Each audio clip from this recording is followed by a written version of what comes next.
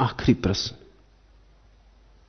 प्रभु आप मिले और किती सांगू मी सांगू तुम्हाला, आज आनंदी आनंद झाला। कितना बताऊं आज आनंद ही आनंद घटित हुआ है। यह तो बस शुरुआत है। बढ़े चले तो जो अभी बूंद की तरह घटा है कल सागर की तरह हो सकता है। इतने से तृप्त मत हो जाना, राजी मत हो जाना। यह तो केवल भूमिका है। जो मैं तुमसे कह रहा हूं उसे सुनकर तुम्हें जो आनंद होता है यह तो केवल भूमिका है। असली किताब तो अभी शुरू ही नहीं हुई। असली किताब तो अनुभव की है। मेरे सुनने को सुनोगे तो समझ में आएगी। मेरे शब्द को सुनने से इतना ही हो जाए कि तुम्हें भरोसा बैठे कि हां इस आदमी के साथ थोड़ी देर चलें, कि चलें देखें थोड़ी देर इस आदमी की आंखों से कि जिन दृश्यों की यह बात कर रहा है शायद सच हो। इतना भी पैदा हो जाए तुम्हारे भीतर तो भी महा आनंद मालूम होगा, क्योंकि एक किरण उतरी, एक बूंद गिरी। लेकिन यह शुरुआत है और जल्दी से अपने को बंद मत कर लेना, क्योंकि बहुत मैं जानता हूं शब्द में ही उलझे रह गए। उन्हें आनंद हुआ था, फिर वो सुनने में ही आनंद ले रहे हैं। मेरे पास आते हैं, वो कहते हैं कि हमें तो आपको सुनने में आनंद आता, ध्यान इत्यादि में हमारा कोई रस नहीं। अभी बड़ी मजे की बात हो गई। ये तो ऐसा हुआ कि तुम डॉक्टर के पास गए और तुमने कहा आप जो प्रिस्क्रिप्शन लिखते हैं आपके हस्ताक्षर बड़े प्यारे। बड़ा मजा आ जाता। संभाल के फाइल में रखते हैं, दवाई इत्यादि लेने में हमें कोई रस है ही नहीं, तो डॉक्टर भी सिर फोड़ लेगा। तो क्यों मेहनत करवा रहे? प्रिस्क्रिप्शन संभाल के रख लेते फाइल में, जड़वा लेते फोटो। तुम कहते दवा इत्यादि में हमें कोई रस नहीं। मैं तुमसे बोल रहा हूं सिर्फ इसलिए ताकि तुम ध्यान कर सको। मैं तुमसे बोल रहा हूं सिर्फ इसलिए ताकि तुम प्रेम कर सको। मैं बोलने के लिए नहीं बोल रहा हूं। यह बात जरूर सच है कि जब डॉक्टर किसी बीमार को देखने आता है तो डॉक्टर को देखते ही बीमार 50% ठीक हो जाता। वो हमारे डॉक्टर ललित बैठे, उनसे तुम पूछ सकते। मरीज डॉक्टर को देखते से 50% ठीक हो जाता। डॉक्टर का आना ही पर्याप्त, भरोसा आ गया। गुरु के मिलते ही 50% तो सब ठीक हो जाता, मिलते ही। मगर यही मत रुक जाना। जब शब्द सुन के ऐसा हो सकता तो सत्य के अनुभव से कैसा होगा?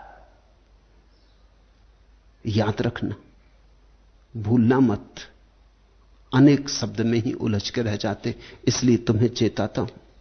यह एक रश्मि पर छिपा हुआ है इसमें ही उषा बाला का अरुण रूप, दिन की सारी आभा अनूप, जिसकी छाया में सजता है जग राग रंग का नवल साज।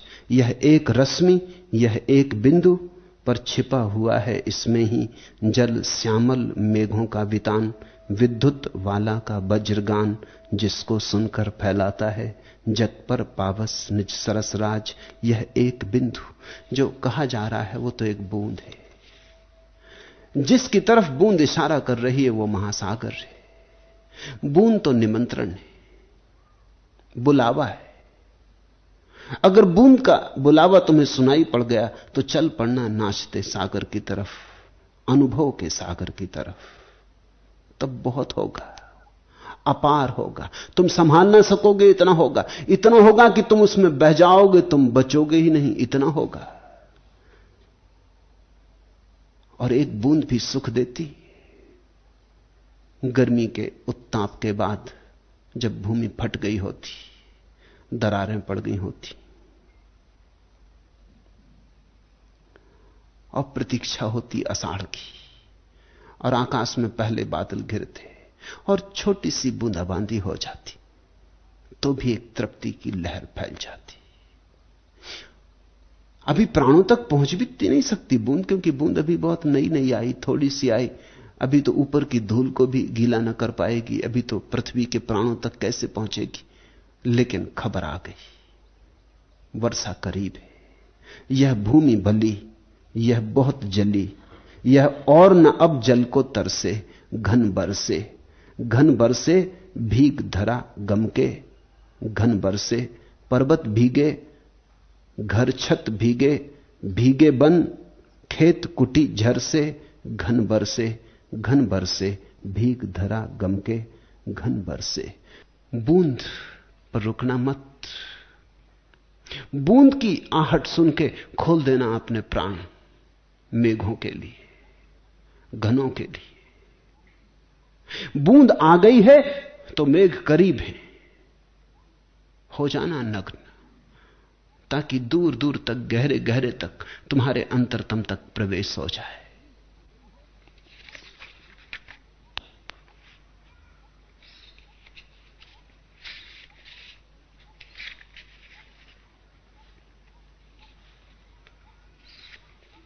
जो भेंट चला था मैं लेकर, हाथों में कब की कुम्हलाई।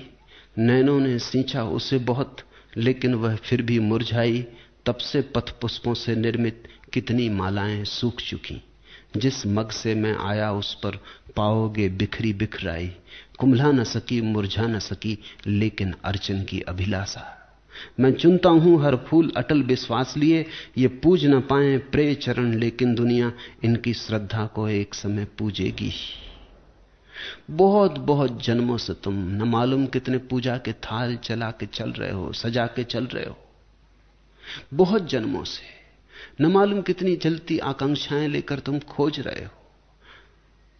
जब कभी प्रभु का कोई मंदिर करीब तुम्हें दिखाई पड़ेगा, मंदिर का घंटनाद सुनाई पड़ेगा, मंदिर से उठती हुई धूप की, धुएं की रेखा तुम्हारी नासापुटों को छुएगी, तुम नाच उठोगे। तुम्हारी सदा से अर्चना की जो अभिलाषा थी, हारी बहुत बार पर हार ना पाई, पुनरुज्जीवित हो उठेगी, नए प्राण पड़ जाएंगे। लेकिन वहीं रुक मत जाना। मंदिर के बाहर बहुत रुक गए हैं, इसलिए कहता हूं मंदिर के भीतर प्रवेश करना। बाहर इतना है तो भीतर कितना ना होगा। शब्द में इतना है तो निशब्द में कितना ना होगा। शब्द तो उधार है। मैं कितना ही कहूं, लाख तुम्हें ठीक से कहूं तो भी ठीक ठीक तुम तक पहुंचेगा नहीं। शब्द मार डालता, शब्द सीमा दे देता असीम को। शब्द के भीतर सिकुड़ना पड़ता सत्य को। लेकिन अगर तुम आनंदित होने लगो मेरे साथ, सच ही मेरे तुम्हारे बीच एक रास रचने लगे, मेरा शून्य तुम्हारे शून्य से मिलने लगे, मेरे शून्य के हाथ में तुम हाथ डाल के नाचने लगो, तो अपूर्व आनंद घटित होगा, महानंद घटित होगा, सच्चिदानंद घटित होगा। छोटे से तृप्त मत होना। इस सूत्र को सदा याद रखना। संसार में तृप्ति, परमात्मा में अतृप्ति। संसार में जो मिले राजी हो जाना, इसे यहां कुछ परेशान होने का है नहीं। रोटी रोजी मिल जाए, छप्पड़ मिल जाए, बहुत खूब प्रसन्न हो जाना, तृप्त हो जाना। और परमात्मा में कितना ही मिले राजी मत होना, क्योंकि और मिलने को है। तुम जहां राजी हो जाओगे वहीं रुक जाओगे। परमात्मा में तो अतृप्त ही बने रहना। संसार में तृप्त और परमात्मा में अतृप्त, ऐसी साधक की परिभाषा है। परमात्मा में तृप्त और संसार में अतृप्त, ऐसी संसारी की परिभाषा है। लोग परमात्मा में बिल्कुल तृप्त मालूम होते, इतने लोग हैं दुनिया में, उनको परमात्मा से कुछ लेना देना नहीं। वो कहते हैं बिल्कुल तृप्ति, आप वहां भले हम यहां भले, सब ठीक चल रहा है। परमात्मा ऊपर, हम पृथ्वी पे, सब ठीक चल रहा है। अब और करना क्या, आप भले हम भले। कभी जरूरत पड़ती तो मंदिर में 2 फूल चढ़ा देते, औपचारिक, कि कोई झंझट खड़ी ना करना, सब ठीक ही चल रहा है आपकी कृपा से। लेकिन परमात्मा से कोई अतृप्ति नहीं है कि और मिले, कि और मिले, कि बूंद बरसी अब सागर बरसे। नहीं, कोई जरूरत ही नहीं है। संसार में बड़ी अतृप्ति है। 1000 हैं तो 10,000 हो, 10,000 हो तो लाख हो, लाख हो तो करोड़ हो, वहां तृप्ति की कोई सीमा नहीं है। कितना ही हो जाए तो और हो। तुमसे मैं कहता हूं, साधक का लक्षण है संसार में तृप्ति और परमात्मा में निरंतर तृप्ति। ऐसा दिव्य असंतोष तुम में जग जाए तो परमात्मा तुमसे ज्यादा देर दूर नहीं रह सकता। जो इतने प्राणों से पुकारता उससे मिलना ही होगा, मिलना ही होता है। हरि ओम तत्सत। आज इतना।